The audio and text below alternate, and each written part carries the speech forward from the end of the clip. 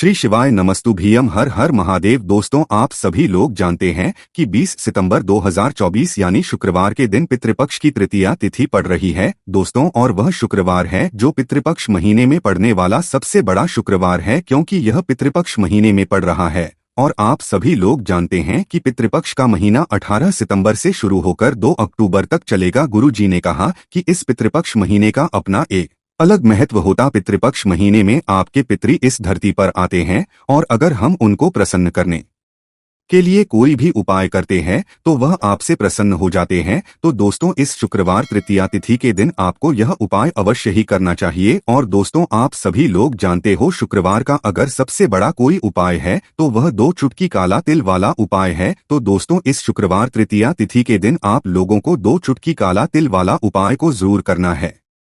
बहुत सारे लोग होंगे जिन लोगों ने इस उपाय को ना किया हो, मतलब पूरा साल निकल गया, उन्होंने किसी भी दिन इस 2 चुटकी काला तिल वाला उपाय को ना किया हो। पर दोस्तों, आपके पास एक आखिरी मौका बचा हुआ है जो कि 20 सितंबर के दिन है। तो इस दिन आप लोगों को इस वाले उपाय को जरूर कर लेना है, भले ही आपने पूरे साल भर इस उपाय को ना किया हो। पर अगर आपने इस श्राद्ध पक्ष महीने की तृतीया तिथि शुक्रवार तृतीया तिथि के दिन अगर इस वाले उपाय को कर लिया तो आपको इस उपाय करने का वह फल मिलेगा जिसकी आपने कभी कल्पना भी नहीं करी होगी। इसीलिए आप लोग इस वाले उपाय को एक बार जरूर कर लेना, ताकि आप लोगों के हाथ से यह मौका ना जा सके और आपको इस उपाय को करने का फल मिल सके। दोस्तों, यह उपाय पंडित जी ने अपनी अभी की ही शिव महापुराण की कथा में बताया है, जिस उपाय को आज हम आपको बहुत अच्छे से समझाने वाले हैं। इस वीडियो को देखने के बाद इस उपाय को समझने के लिए आपको कोई और वीडियो को देखने की जरूरत नहीं पड़ेगी। तो चलिए दोस्तों, उपाय को शुरू करते हैं। देखिए, यह इस पितृपक्ष महीने के शुक्रवार तृतीया तिथि के दिन यह इतना खास होता है, इतना महत्वपूर्ण होता है। देखा गया है कभी कभी बड़े बड़े पूजा पाठ अनुष्ठान से जो मनोकामना पूर्ण नहीं होते, वह पितृपक्ष महीने के दिन एक छोटे से उपाय करने से ही आपकी मनोकामना पूर्ण हो जाती है। और बहुत सारे लोगों ने इस उपाय को किया भी है और उनको इस उपाय को करने का फल भी जरूर मिला है। अगर आप लोग भी को करना चाहते हैं तो आप इस उपाय को पहले अच्छे से समझ लेना, सुन लेना, उसके बाद करना। आपको इस उपाय का फल जरूर मिलेगा। और इस उपाय को कर लेने से आपके घर में चाहे किसी भी प्रकार की दुख और समस्या क्यों ना चल रही हो, आपको उसका कारण भी नहीं पता है कि भाई ये समस्या किस कारण से चल रही है। उसका कुछ भी कारण हो सकता है, जैसे पितृदोष हो सकता है या किसी भी तरह का मंगल दोष भी हो सकता है। तो इस दिन आप लोगों को 2 चुटकी काला तिल वाला उपाय कर लेना है। ये ऐसा उपाय है जिस उपाय को अगर किसी विशेष दिन पर किया जाए तो भाई उस विशेष दिन का जो है वह तो हमें मिलता ही मिलता है। पर हमने उस दिन पर इस 2 चुटकी काला तिल वाला उपाय को किया है तो हमें उससे भी बड़ा फल मिलता है, और फल बहुत जल्दी मिलता है, क्योंकि आप इस उपाय को बहुत ही बड़े और विशेष दिन पर कर रहे हो। तो चलिए अब उपाय के बारे में बात करते हैं, लेकिन उससे पहले आप लोगों को यह जानना आवश्यक है कि आखिर यह उपाय किस समय करना है, किसको करना है और कैसे करना है। तो चलिए हम आगे आपको वीडियो में एक एक करके बता देते हैं। इसीलिए इस वीडियो को बिना भगाए अंत तक देखिएगा, ताकि इस उपाय को करने के बाद आपका भाग्य प्रबल हो जाए, आपके नवग्रह आपका साथ देना शुरू कर दें, आपके घर की बरकत हो, आपके घर की उन्नति हो और भगवान भोलेनाथ का आशीर्वाद हमेशा आप पर बना रहे।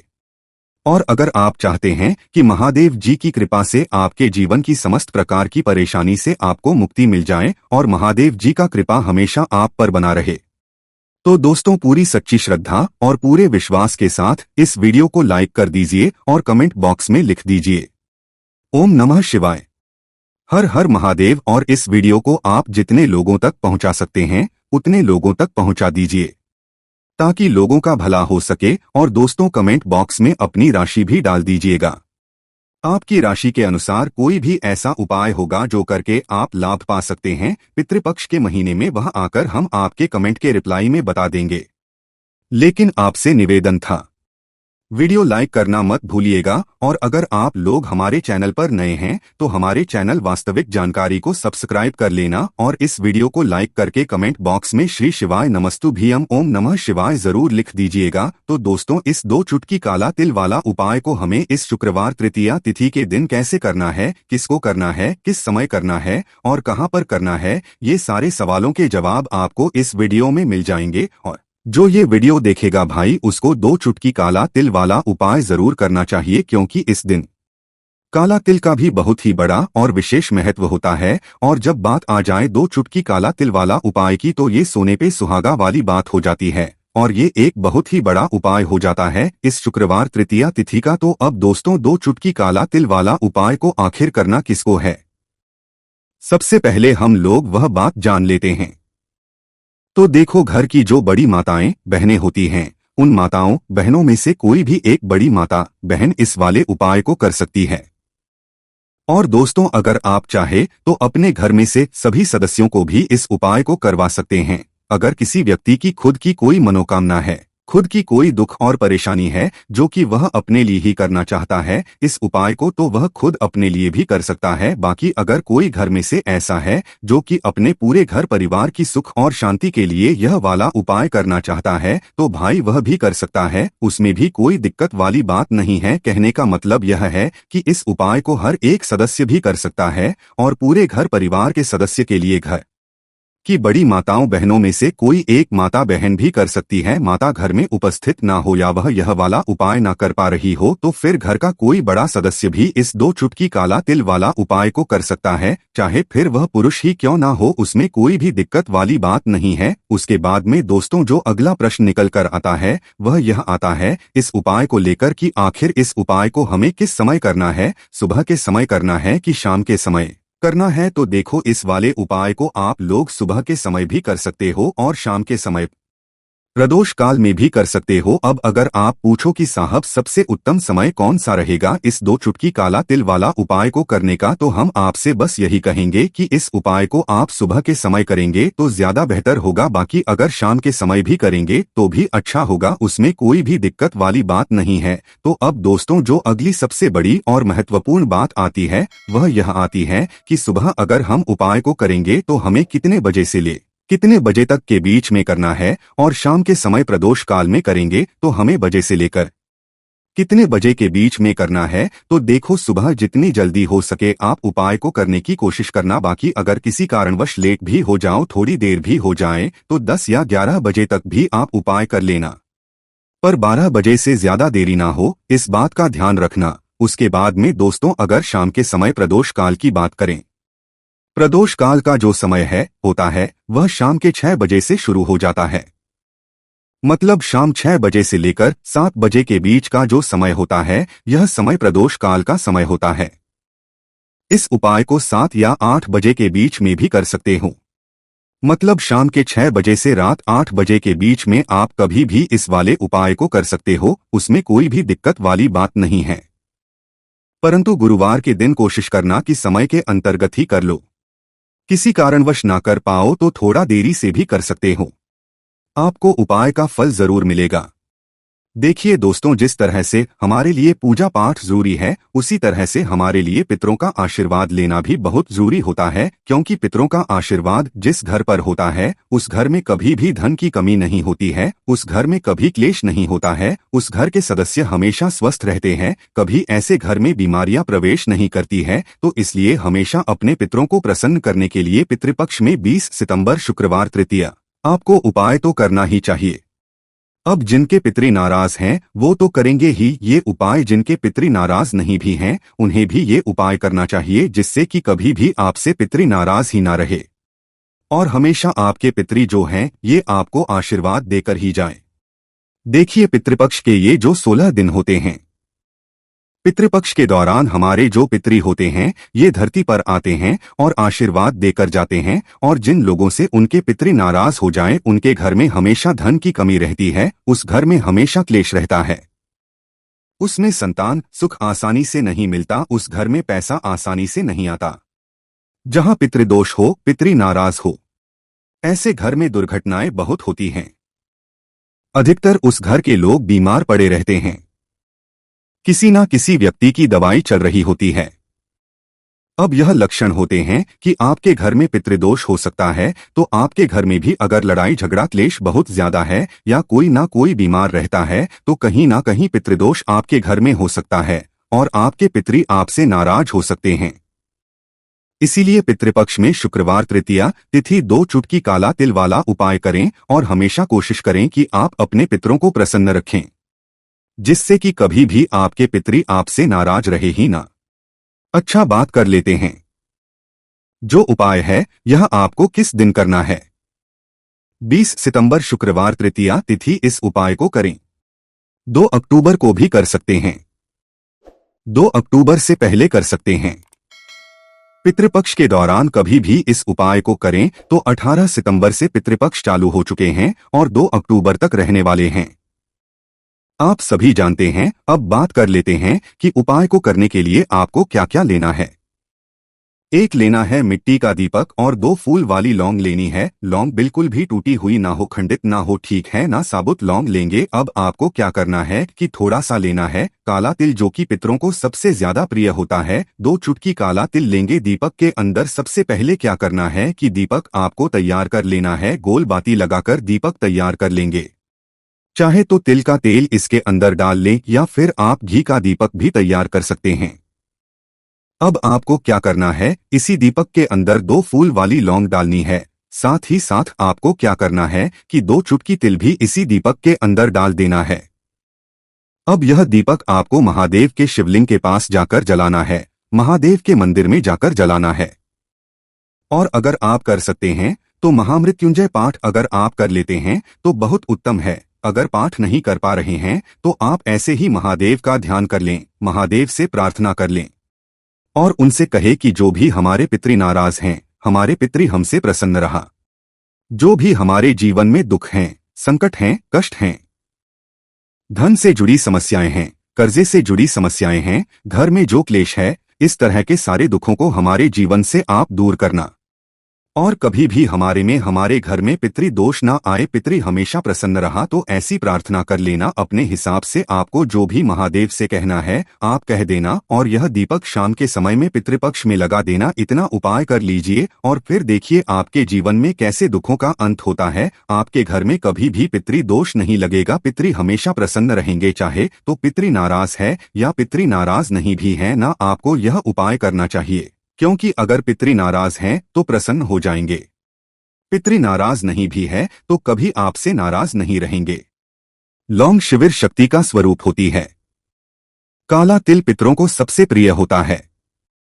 काला तिल श्री हरि विष्णु से भी जुड़ा है, काला तिल शनि देव से भी जुड़ा हुआ है। तो ऐसा समझ लीजिए कि काले तिल का जब भी आप कोई उपाय करेंगे और उसमें भी अगर आपने लौंग ले ली तो यह उपाय और भी ज्यादा हो जाता है। तो कोशिश करें कि पितृपक्ष में जितने दिन आप कर सकते हैं उतने दिन यह एक उपाय आप जरूर करें। आपके घर के आसपास जहां भी महादेव का मंदिर हो वहां जाएं और इस उपाय को करें।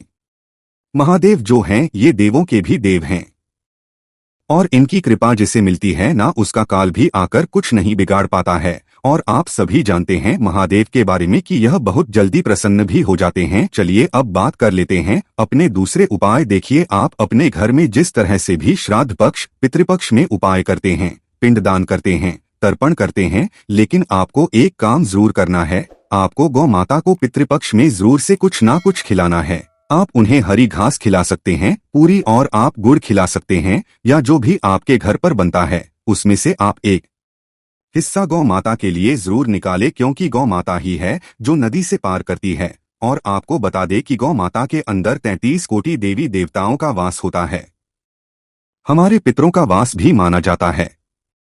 इसीलिए अगर पितृपक्ष के दौरान आप गौ माता की सेवा करते हैं, गौ माता को हरी घास खिलाते हैं, उनको गुड़ खिलाते हैं, तो इससे आपके जीवन के आधे से ज्यादा दुख तो ऐसे ही दूर हो जाते हैं। आप अपने जीवन में हमेशा सुख को प्राप्त करते हैं, धन को प्राप्त करते हैं और आपकी जो भी मनोकामना होती है वह बहुत जल्दी पूरी हो जाती और कभी भी आपको पितृ दोष की वजह से जीवन में समस्याओं का, कठिनाइयों का सामना नहीं करना पड़ता है। तो कोशिश करें कि पितृपक्ष में आप जितना ज्यादा हो सके गौ माता की सेवा करें, उन्हें हरी घास या फिर अपने घर से रोटी पूरी जो भी आप बनाते हैं जरूर से पहला हिस्सा गौ माता के लिए निकालें। वैसे तो हमेशा ही आपको गौ माता को एक रोटी अपने घर से खिलानी चाहिए। गुड़ रखकर, मीठा रखकर, आपके घर अगर खीर बनती है पितृपक्ष में तो रखकर भी आप उन्हें पूरी खिला सकते हैं। कभी पितृ दोष नहीं लगेगा और पितृ हमेशा आशीर्वाद देकर ही जाएंगे। तो चलिए अब बात कर लेते हैं अपने तीसरे उपाय की, जिसे पितृपक्ष में यदि आप कर लेते हैं तो ऐसा समझ लीजिए कि पितृ आपके कभी आपसे नाराज होते ही नहीं हैं और हमेशा आपका जो भाग्य है ना, ये सूर्य की तरह चमकता है। हर व्यक्ति चाहता है कि उसे अपने जीवन में ज्यादा से ज्यादा सफलता मिले, ज्यादा से ज्यादा पैसा मिले, ज्यादा से ज्यादा वो अपने जीवन में आगे जाए, उसे कभी जीवन में पैसों की कमी ना आए। अगर आपको चाहिए ना कि आपका भाग्य भी सूर्य की तरह चमके, आपका भाग्य जो है इतना प्रबल हो जाए, इतनी उसमें वृद्धि हो जाए कि आप जो चाहते हैं आपको वह मिल जाए, तो आपको क्या करना है कि 2 चुटकी काला तिल लेना है। काला तिल पितरों को बहुत प्रिय होता है। काला तिल श्री हरि विष्णु से भी जुड़ा है भी। और काले तिल का अब जो उपाय बताने जा रहे हैं ना, यह आपके भाग्य को चमकाने का काम करेगा। 2 चुटकी 1 लोटा जल आपको लेना है। अच्छा, यहाँ पर अगर आप तांबे का लोटा ले लेते हैं तो बहुत उत्तम है, तांबे का ना हो तब आप कोई भी लोटा ले ले, उसके अंदर जल डालेंगे, 2 चुटकी काला तेल डालेंगे। अब यह जल आपको अपने घर में ही सूर्य भगवान को अर्घ्य देना है। चाहे तो घर के आसपास मंदिर हो वहां जाकर दे सकते हैं, वरना अपने घर में ही आप अपने घर से कहीं से भी सूर्य भगवान को अर्घ्य दे। तो जब भी आप पितृपक्ष के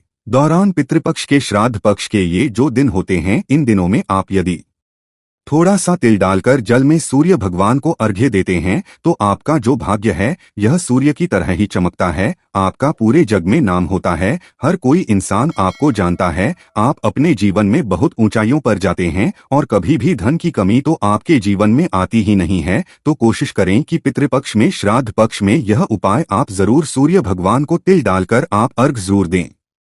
तो दोस्तों, इस अश्विन के पहले शुक्रवार तृतीया के दिन आप लोगों को इस 7 वाले उपाय को जरूर करना है। बहुत सारे लोग होंगे जिन लोगों ने इस उपाय को ना किया हो, मतलब पूरा साल निकल गया, उन्होंने किसी भी दिन 7 दूरवा वाले उपाय को ना। दोस्तों, आपके पास एक आखिरी मौका बचा हुआ है जो कि 20 सितंबर 2024 के दिन है। तो इस दिन आप लोगों को इस वाले उपाय को जरूर कर लेना है, भले ही आपने पूरे साल भर इस उपाय को ना किया हो। पर अगर इस अश्विन माह के शुक्रवार के दिन अगर इस वाले उपाय को कर लिया तो आपको इस उपाय को करने का वह फल मिलेगा जिसकी आपने कभी कल्पना भी नहीं करी होगी। इसीलिए आप लोग इस वाले उपाय को एक बार जरूर कर लेना ताकि आप लोगों के हाथ से यह मौका ना जा सके और आपको इस उपाय को करने का फल मिल सके। दोस्तों, यह उपाय पंडित जी ने अपनी अभी की ही शिव महापुराण की कथा में बताया है, जिस उपाय को आज हम आपको बहुत अच्छे से समझाने वाले हैं। वीडियो को देखने के बाद इस उपाय को समझने के लिए आपको कोई और वीडियो को देखने की जरूरत नहीं पड़ेगी। तो चलिए दोस्तों, उपाय को शुरू करते हैं। देखिए, यह इस अश्विन माह के शुक्रवार के दिन यह इतना खास होता है, इतना महत्वपूर्ण होता है। देखा है कभी कभी बड़े बड़े पूजा पाठ अनुष्ठान से जो मनोकामना पूर्ण नहीं होते, वह अश्विन माह के दिन एक छोटे से उपाय करने से आपकी मनोकामना पूर्ण हो जाती है। और बहुत सारे लोगों ने इस उपाय को किया भी है और उनको इस उपाय को करने का फल भी जरूर मिला है। आप लोग भी इस उपाय को करना चाहते हैं तो आप इस उपाय को पहले अच्छे से समझ लेना, सुन लेना, उसके बाद करना। आपको इस उपाय का फल जरूर मिलेगा और इस उपाय को कर लेने से आपके घर में चाहे किसी भी प्रकार की दुर्लभ और समस्या क्यों ना चल रही हो, आपको उसका कारण भी नहीं पता है कि भाई यह समस्या किस कारण से चल रही है। उसका कुछ भी कारण हो सकता है, जैसे पितृदोष हो सकता है या किसी भी तरह का मंगल दोष भी हो सकता है। तो इस दिन आप लोगों यह वाला उपाय कर लेना है। यह एक ऐसा उपाय है जिस उपाय को अगर किसी विशेष दिन पर किया जाए तो भाई उस विशेष दिन का जो है वह तो हमें मिलता ही मिलता है, पर हमने उस दिन पर इस उपाय को किया है तो हमें उससे भी बड़ा फल मिलता है और फल बहुत जल्दी मिलता है, क्योंकि आप इस उपाय को बहुत ही बड़े और विशेष दिन पर कर रहे हो। तो चलिए अब उपाय के बारे में बात करते हैं, लेकिन उससे पहले आप लोगों को यह जानना आवश्यक है कि आखिर यह किस समय करना है, किसको करना है और कैसे करना है। तो चलिए हम आगे आपको वीडियो में एक एक करके बता देते हैं। तो दोस्तों, इस 7 दूरवा वाले उपाय को हमें इस शुक्रवार के दिन कैसे करना है, किसको करना है, किस समय करना है और कहां पर करना है। ये सारे सवालों के जवाब आपको इस वीडियो में मिल जाएंगे। और जो विशेष महत्व होता है, और जब बात आ जाए 7 दुर्वा की, तो ये सोने पर सुहागा वाली बात हो जाती है। यह एक बहुत ही बड़ा उपाय हो जाता है इस शुक्रवार का। तो अब दोस्तों, इस 7 दुर्वा वाले उपाय को आखिर करना किसको है, सबसे पहले हम लोग वह बात जान लेते हैं। तो देखो, घर की जो बड़ी माताएं बहनें होती हैं, उन माताओं बहनों में से कोई भी एक बड़ी माता बहन इस वाले उपाय को कर सकती है। और दोस्तों, अगर आप चाहें तो अपने घर में से सभी सदस्यों को भी इस उपाय को करवा सकते हैं। अगर किसी व्यक्ति की खुद की कोई मनोकामना है, खुद की कोई दुख परेशानी है जो कि वह अपने लिए ही करना चाहता है इस वाले उपाय को, तो वह खुद अपने लिए भी कर सकता है। बाकी अगर कोई घर में से ऐसा है जो कि अपने ने पूरे घर परिवार की सुख और शांति के लिए यह वाला उपाय करना चाहता है, तो भाई वह भी कर सकता है, उसमें भी कोई दिक्कत वाली बात नहीं है। कहने का मतलब यह है कि इस उपाय को हर एक सदस्य भी कर सकता है, और पूरे घर परिवार के सदस्य के लिए घर की बड़ी माताओं बहनों में से कोई एक बहन भी कर सकती है। माताएं बहनें अगर घर में उपस्थित ना हो या वह यह वाला उपाय ना कर पा रही हो, तो फिर घर का कोई बड़ा सदस्य भी इस 7 दुर्वा वाले उपाय को कर सकता है, चाहे फिर वह पुरुष ही क्यों ना हो, उसमें कोई भी दिक्कत वाली बात नहीं है। अब दोस्तों, इस लंग वाले उपाय को हमें करना कहाँ पर है? देखो, हमें शिवलिंग के पास में जाकर करना है। बहुत सारे लोग प्रश्न करते हैं, हर एक उपाय को करते समय क्या हम इस उपाय को घर पर या मंदिर में कर सकते हैं? देखो, तो इस वाले उपाय आप मंदिर में करोगे तो अच्छा रहेगा, घर पर नहीं करना है इस वाले उपाय को। उसके बाद में दोस्तों, जो अगला प्रश्न निकल कर आता है वह यह आता है इस उपाय को लेकर कि आखिर इस उपाय को हमें किस समय करना है, सुबह के समय करना है कि शाम के समय करना है? तो देखो, इस वाले उपाय को आप लोग सुबह के समय भी कर सकते हो और शाम के समय प्रदोष काल में भी कर सकते हो। अब अगर आप पूछो कि भाई सबसे उत्तम समय कौन सा रहे इस 7 दूरवा वाले उपाय को करने का, तो हम आपसे बस यही कहेंगे कि इस उपाय को आप शाम के समय करेंगे तो ज्यादा बेहतर होगा। बाकी अगर सुबह के समय भी करेंगे तो भी अच्छा होगा, उसमें कोई भी दिक्कत वाली बात नहीं है। तो अब दोस्तों, जो अगली सबसे बड़ी और महत्वपूर्ण बात आती है वह यह आती है कि सुबह अगर हम उपाय को करेंगे तो हमें कितने बजे से लेकर कितने बजे तक के बीच में करना है, और शाम के समय प्रदोष काल में करेंगे तो हमें कितने बजे से लेकर कितने बजे के बीच में करना है। तो देखो, सुबह जितनी हो सके आप उपाय को करने की कोशिश करना। बाकी अगर किसी कारणवश लेट भी हो जाओ, थोड़ी देर भी हो जाए, तो 10 या 11 बजे तक भी आप उपाय कर लेना, पर 12 बजे से ज्यादा देरी ना हो, ठीक है? इस बात का ध्यान रखना। उसके बाद में दोस्तों, अगर शाम के समय प्रदोष काल की बात करें, प्रदोष काल का जो समय होता है वह शाम के 6 बजे से शुरू हो जाता है। मतलब शाम के 6 बजे से लेकर 7 बजे के बीच का जो समय होता है, ये समय काल का समय होता है। पर अभी जो मौसम चल रहा है, इस मौसम में जो है शाम बहुत देरी से होती है। तो आप इस उपाय को 7, 8 या 8 बजे के बीच में भी कर सकते हो। मतलब शाम के 68 बजे से रात 8 बजे के बीच में आप कभी भी इस वाले उपाय को कर सकते हो, उसमें कोई भी दिक्कत वाली बात नहीं है। परंतु शुक्रवार के दिन कोशिश करना कि समय के अंतर्गत ही कर लो। किसी कारणवश ना कर पाओ तो थोड़ा देरी से भी कर सकते हो, आपको का फल जरूर मिलेगा। देखिए, इस वीडियो में जितने भी उपाय हम आपको बताएंगे सभी उपाय सरल है। देखो, गुरुजी ने कहा है कि शुक्रवार के दिन आपको 7 वाला उपाय तो अवश्य ही करना चाहिए। वीडियो के अंतिम में आपको उपाय बताया है जो आपको करना है। देखो, आगे बढ़ने से पहले वीडियो को एक लाइक जरूर करें। देखो, सबसे पहला उपाय, यदि आपके जीवन में कर्जा बहुत अधिक है, आपके जीवन में संकट बहुत अधिक रहते हैं, आपके ऊपर बहुत अधिक विपदा आ रही है, बार बार आपको अपने व्यापार में और अपने धन में हानि देखने को मिल रही है, यानी कि आपको प्रत्येक कार्य में हानि हो रही है, तो आपको यह उपाय करना चाहिए। इस उपाय को करने के लिए आपको 2 चीजों की आवश्यकता होगी। सबसे पहले है दूर्वा। दूर्वा आप जानते हो जो कि भगवान गणेश जी को समर्पित होती है, तो आपको वह दूर्वा की आवश्यकता होगी। साथ ही में 1 लोटा जल की आवश्यकता होगी। और आप जब भी को करें, जिस दिन भी आपको करें, तो आपको प्रातः कल सुबह वह करना है। इस बात का विशेष रूप से आपको ध्यान रखना है, ठीक है, तो आपको एक दूर्वा लेनी है। अगर आधा दूर्वा भी मिल जाती है तो भी कोई दिक्कत नहीं है, बस आपको दूर्वा लेनी है। अगर ज्यादा ना मिले तो उसे स्थान पर एक दूर्वा भी ले सकते हैं। दूर्वा आपको आसानी से कहानी पर भी मिल जाएगी, बस याद रखिएगा शुद्ध दूर्वा और मतलब उसे करके ही उपयोग में लीजिएगा, है ना। तो आपको करना क्या है, एक दूर्वा या एक से ज्यादा भी दूर हुआ आप लोग ले सकते हैं, तो एक दूर्वा अपनी ले लीजिए। एक दूर्वा के साथ में आप एक लोटा जल ले लीजिए और इन दोनों ही चीजों को लेकर शिवाजी के मंदिर पहुंच जाइए। शिवाजी के मंदिर पहुंचकर सबसे पहले आप शिवाजी के पास में बैठ जाइए। शिवाजी के पास में बैठने के बाद जो शिवाजी की शिवलिंग होगी, शिवलिंग की ऊपर सबसे पहले आपको यह दुर्भाग्य को समर्पित करना है। दूरभाग को कुछ इस प्रकार से समर्पित करना है कि जो दूर्वा की दांडी का मुख होगा वह जलधारी की तरफ हो, जहां से जल नीचे करता है ना।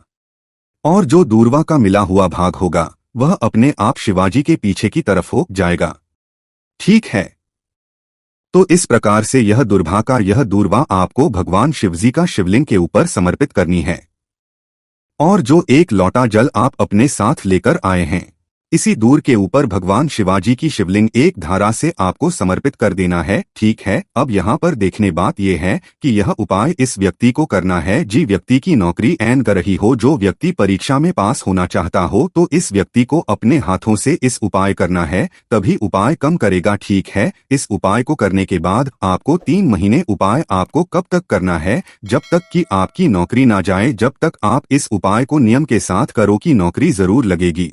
अब बात करते हैं दूसरे उपाय के बारे में। तो देखिए दूसरे उपाय जो है, देखिए इस उपाय के लिए आपको मात्र एक लौंग का जोड़ा लेना है, यानी कि 2 फूल वाली लौंग लेनी है। साथ में आपको मात्र थोड़ा सा शहद लेना होगा और इसी के साथ में आपको तांबे के पात्र के अंदर शुद्ध जल लेना होगा। अब देखिए इन सभी सामग्रियों को लेकर के आपको भगवान शिव के मंदिर में पहुंच जाना है। देखें यह उपाय आप सुबह लेकर शाम तक कर सकते हैं। तो वह सबसे पहले तो आपके पास जो 2 फूल वाली लौंग है, उन्हें आपको शहद के अंदर अच्छे से डुबो है, यानी कि दोनों लौंग पर आपको अच्छे से शहद का लेपन कर देना है। अब आपको जो आपके पास एक लोटा जल है, सबसे पहले तो उसे शिवलिंग पर धीरे धीरे समर्पित करना है और श्री शिवाय नमस्तु भयंकर इसका जाप करते हुए समर्पित कर देना है। अब आपके पास जो 2 फूल वाली लौंग है, शहद से उसे आपको शिवलिंग पर अर्पित करना और आपको प्रार्थना करनी है कि जीवन में जो रोग की स्थिति है वह समाप्त हो, जीवन के जो संकट और समस्याएं हैं वह सभी समाप्त हो, जीवन से जो कर्ज की समस्या है वह समाप्त हो। इस प्रकार से प्रार्थना करते हुए यह जो 2 फूल वाली लौंग ही शहद संयुक्त, इससे आपको शिवलिंग पर अर्पित कर देनी है। आपकी जो भी समस्या होगी इस शुक्रवार के दिन अवश्य ही समाप्त हो जाएगी। तो इस प्रकार से आपको पहला उपाय करना है। हम बात कर लेते हैं दूसरे उपाय के बारे में। देखिए यह उपाय आपके लिए सर्वश्रेष्ठ होने वाला है। देखिए इस उपाय के लिए आपको मात्र 5 हरे मूंग के दाने आपको साबुत लेने हैं, खंडित नहीं होने चाहिए, इस बात का ध्यान रखें। और इसी के साथ में आपको एक तांबे के पात्र के अंदर अपने घर से शुद्ध जल ले लेना है।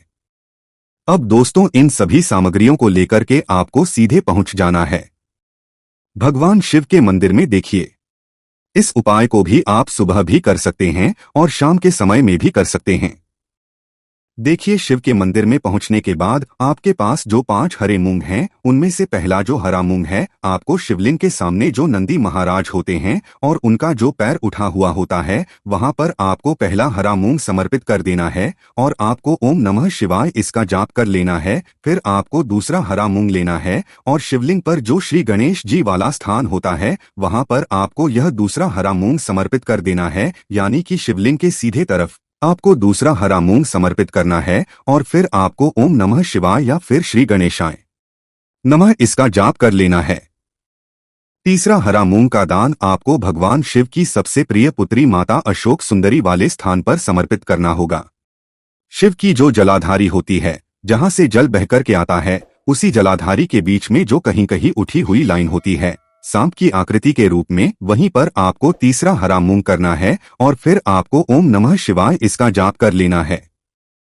अब दोस्तों चौथा जो हरा मूंग है उसे आपको भगवान कार्तिकेय जी का जो स्थान होता है शिवलिंग पर, वहां पर आपको यह चौथा हरा मूंग का दाना समर्पित कर देना है और आपको ओम नमः शिवाय इसका जाप कर लेना है। अब दोस्तों आपके पास जो पांचवा और अंतिम हरा मूंग बचा हुआ है उससे आपको उससे जल के पात्र के अंदर डाल देना है और इस हरे मूंग से युक्त जल से भगवान शिवा के शिवलिंग का अभिषेक कर देना है। जल आपको बिल्कुल धीरे धीरे समर्पित करते जाना है और लगातार आपको शिवा महापुराण के मूल श्री शिवाय नमस्तु भयंकर इसका जाप करते रहना है। फिर आपको शिवलिंग के सामने बैठकर यदि आप अपने बच्चों के लिए यह उपाय कर रहे हैं, यदि आप अपने बच्चों की बुद्धि ज्ञान और विवेक के लिए उपाय कर रहे हैं तो उसके लिए आपको प्रार्थना कर लेनी है, या फिर व्यापार में वृद्धि करने के लिए यह उपाय रहे हैं तो उसकी कामना करते हुए आपको प्रार्थना कर लेनी है, या फिर अपनी नौकरी के लिए कर रहे हैं, या फिर अपने इंटरव्यू के लिए, या फिर धन की प्राप्ति के लिए कर रहे हैं। जिस भी कामना के लिए आप उपाय कर रहे हैं उसे परिपूर्ण करने के लिए आपको महादेव से प्रार्थना कर लेनी है और फिर आपको वापस अपने घर आ जाना है। पूज्य गुरु जी ने कहा है कि जो भी व्यक्ति इस उपाय को कर लेता है तो यकीन मानिए आपके जीवन की जो सारे संकट कष्ट और ही वह सभी समाप्त होंगे। अब हम बात करते हैं अगले उपाय की। इस उपाय के लिए आपको एक दीपक लेना है। दीपक आप मिट्टी का भी ले सकते हैं और शुद्ध आटा मढ़कर उसका दीपक भी आप तैयार कर सकते हैं। दीपक के अंदर गोल भांति का प्रयोग करना है और दीपक के अंदर आपको शुद्ध घी का प्रयोग करना है। इसी के साथ में आपको मात्र एक फूल वाली लौंग लेनी होगी। अब यह एक दीपक और एक फूल वाली लौंग लेकर के सीधा आपको पहुंचना होगा के वृक्ष के वहां पर। देखिए सबसे पहले तो आपके पास जो एक फूल वाली लौंग है उससे आपको बरगद के वृक्ष की जड़ में समर्पित करना है। देखिए अगर आपके जीवन में कोई भी बड़ा संकट आने वाला है, कोई भी बड़ा कष्ट आने वाला है तो वह इस उपाय के माध्यम से दूर होने वाला है। महादेव की विशेष कृपा रहेगी कि जो भी संकट आपके जीवन में आने वाला होगा वह भी दूर हो जाएगा। तो आपको एक लौंग समर्पित करनी बरगद के वृक्ष की जड़ में, और वहीं पर आपको जो है गोल बाती वाला दीपक जो आप लेकर के गए हैं उससे भी वहां पर प्रज्वलित कर देना है। बट केयर करते हुए देखिए जब भी आपको जीवन में इस साल लगने लगे कि आपके जीवन में कुछ भी अच्छा नहीं चल रहा है तब भी आपको ये उपाय करना है। तो इस प्रकार से आपको यह उपाय करना है। अब हम जान लेते हैं चौथे विशेष उपाय के बारे में। देखें यदि आपके विवाह में शादी में कोई भी समस्या आ रही, यदि आपका जो कर्ज है वह दिन पर दिन बढ़ते ही जा रहा है तो आपको यह चमत्कारी उपाय करना चाहिए। कोई भी समस्या अगर जीवन में है तो उसे दूर करने के लिए आपको ये उपाय करना चाहिए। मंगल दोष से जुड़ी हुई समस्या भी है तब भी आपको यह उपाय करना चाहिए। देखिए इस उपाय के लिए आपको एक तांबे के पात्र के अंदर अपने घर से शुद्ध जल लेना है और इसी के साथ में आपको एक चुटकी लाल चंदन लेना होगा। अब आपको क्या करना है कि जो लाल चंदन आपने लिया है उसे आपको उससे जल के पात्र के अंदर डाल देना है और यह जल जो है आपको लाल चंदन से युक्त तैयार कर लेना है और यह लाल चंदन से युक्त जल आपको भगवान शिव के मंदिर में लेकर के पहुंचना है। लेकिन यह उपाय भी आप सुबह से लेकर के शाम तक कर सकते हैं। अब दोस्तों यह जो लाल चंदन से युक्त जल है इससे आपको भगवान शिव के शिवलिंग पर धीरे धीरे अर्पित कर देना है और आपको श्री शिवाय नमस्तु भीम इसका जाप करते रहना है। देखिए यदि आपके जीवन में विवाह से युद्ध समस्या चल रही है तो आपको मंगलेश्वर महादेव का स्मरण करना है और जीवन में अधिक कर्ज की समस्या है तो आपको आरण मुक्तेश्वर महादेव का स्मरण करना है। देखना एक दिन आपकी सब तरह की समस्या जल्दी ही समाप्त हो जाएगी। तो इस प्रकार से आपको यह चौथा उपाय करना है। अब हम जान लेते हैं अंतिम और पांचवें उपाय के बारे। देखिए शुक्रवार का दिन है और हनुमान जी भगवान शिव के रुद्र अवतार है तो यह उपाय और भी खास हो जाता है। तो यह जो उपाय है विशेषकर आपको हनुमान जी के वहां पर ही करना होगा। देखिए जब भी आपको ऐसा लगने लगे कि आपके जीवन में जो कर्ज है वह समाप्त ही नहीं हो पा रहा है, दिन प्रतिदिन बढ़ाते ही जा रहा है, कष्ट जो है वह दिन प्रतिदिन बढ़ाते ही जा रहे हैं, कष्ट जो है वह समाप्त ही नहीं हो पा रही, यानी कि जीवन में जब भी कोई विपदा आती है, संकट आता है तो हमें संकट मोचन हनुमान जी के मंदिर में जाना चाहिए। लेकिन यह उपाय बहुत ही खास है। इस उपाय के लिए आपको एक चौमुख दीपक तैयार करना होगा। आपको एक दीपक लेना है। दीपक के अंदर 4 बाती। बाती के लिए आपको मोली वाला धागा आता है, कलावा का उसकी भी बना सकते हैं या फिर आप सफेद रुई की जो बत्तियां हैं उन्हें भी बना सकते हैं। अब आपको लेना है एक कटोरी सरसों का तेल और अब इस दीपक के अंदर या तो आपको चमेली का तेल डालना है या फिर जो आपने एक कटोरी सरसों का तेल लिया है उसमें आपको सरसों का तेल डालना है और इसी के साथ में आपको मात्र एक फूल वाली लौंग भी लेनी है। देखिए अब जो यह दीपक है और लौंग है, इन दोनों का आपको हनुमान जी के मंदिर में लेकर के पहुंचना है। अब सबसे पहले तो यह जो चौमुखी दीपक है इसे आपको हनुमान जी के सामने प्रज्वलित करना है। दीपक को करने के बाद आपको वहीं पर एक बार हनुमान चालीसा का पाठ करना है या फिर आप आरन मोचक मंगल स्तोत्र का पाठ भी कर सकते हैं। अब आपके पास जो एक फूल वाले लोग हैं उनसे आपको अपने सीधे हाथ में रखना है। आपको प्रार्थना करनी है हनुमान जी से कि जीवन की जो भी संकट है विपदा है वह सभी आपकी कृपा से दूर हो, और यह जो एक लंग है इससे भी आपको उससे चौमुखी दीपक के अंदर डाल देनी है और अपनी मनोकामना बोल देना है। गुरु जी कहते हैं कि कुछ दिनों में ही आपकी सब मनोकामना पूरी हो जाएगी।